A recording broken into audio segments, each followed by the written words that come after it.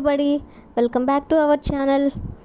ఈరోజు మనం ఈ వీడియోలో మన డైలీ లైఫ్లో యూజ్ చేసే కొన్ని వర్డ్స్ అండ్ సెంటెన్సెస్ని ఇంగ్లీష్లో ఏ విధంగా చెప్పాలో ఈ వీడియోలో తెలుసుకుందాం. వీడియోని చివరి వరకు చూడడానికి ప్రయత్నించండి. వీడియో కనుక నచ్చినట్లయితే లైక్ చేయండి, షేర్ చేయండి. అలాగే మరిన్ని ఇంట్రెస్టింగ్ వీడియోస్ కోసం నా ఛానల్ని మీరు సబ్స్క్రైబ్ చేయండి. ఇప్పుడైతే మనం టాపిక్లోకి వెళ్ళిపోదామా? Let's get in to the topic. First sentence is నేను నా పర్స్ మీ ఇంట్లో మర్చిపోయాను. నేను నా పర్స్ మీ ఇంట్లో మర్చిపోయాను. ఈ సెంటెన్స్ని మనం ఇంగ్లీష్లో I forgot my purse at your house. I forgot my purse at your house అంటే నేను మీ ఇంట్లో నా పర్సు మర్చిపోయాను అని. నెక్స్ట్ సెంటెన్స్ ఈజ్ నువ్వు వస్తావా లేదా. నువ్వు వస్తావా లేదా. ఎవరినైనా మనం ఎక్కడికైనా పిలవాలన్నప్పుడు ఇలా అడుగుతూ ఉంటాం కదా. సో ఈ సెంటెన్స్ని మనం ఇంగ్లీష్లో are you coming or not. Are you coming or not అంటే నువ్వు వస్తావా లేదా అని.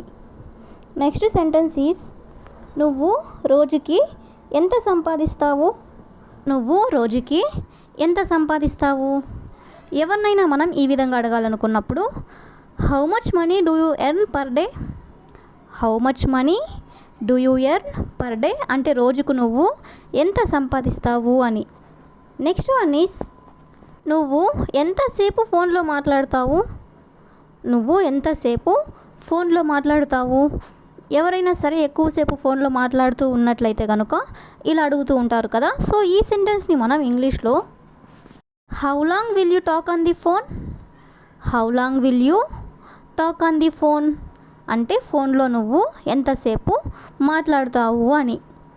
నెక్స్ట్ వన్ ఈస్ నేను 1-2 గంటల మధ్యలో తింటాను.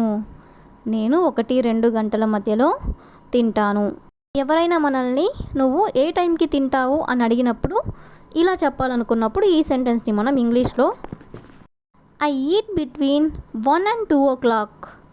I eat between 1 and 2 o'clock అంటే 1-2 గంటల మధ్యలో నేను తింటాను అని. నెక్స్ట్ వన్ ఈస్ నువ్వు దేని గురించి మాట్లాడుతున్నావు. నువ్వు దేని గురించి మాట్లాడుతున్నావు. What are you talking about. What are you talking about అంటే నువ్వు దేని గురించి మాట్లాడుతున్నావు అని. నెక్స్ట్ వన్ ఈస్ నేను చాలాసేపు వెయిట్ చేశాను. నేను చాలాసేపు వెయిట్ చేశాను. ఎవరి కోసమైనా సరే మనం ఎక్కువసేపు వెయిట్ చేసినట్లయితే ఇలా చెప్తూ ఉంటాం కదా. సో ఈ సెంటెన్స్ని మనం ఇంగ్లీష్లో I weighted two long. I weighted two long అంటే నేను చాలాసేపు వెయిట్ చేశాను అని.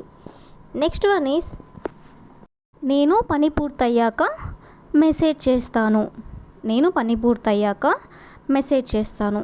ఈ విధంగా మనం చెప్పాలనుకున్నప్పుడు సో ఈ సెంటెన్స్ని మనం ఇంగ్లీష్లో I will message you when the work is done. I will message you when the work is done అంటే పని పూర్తయ్యాక నేను నీకు మెసేజ్ చేస్తాను అని. నెక్స్ట్ వన్ ఈస్ నన్ను కావాలనే కొట్టాడు. నన్ను కావాలనే కొట్టాడు.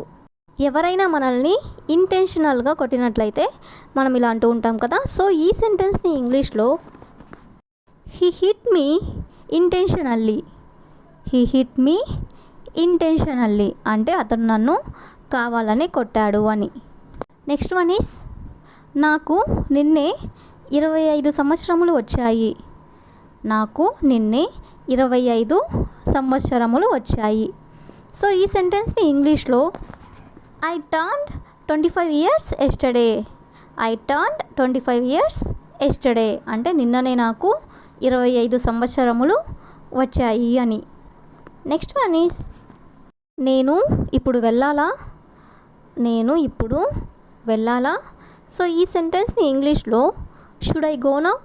షుడ్ ఐ గో నౌ అంటే నేను ఇప్పుడు వెళ్ళాలా అని.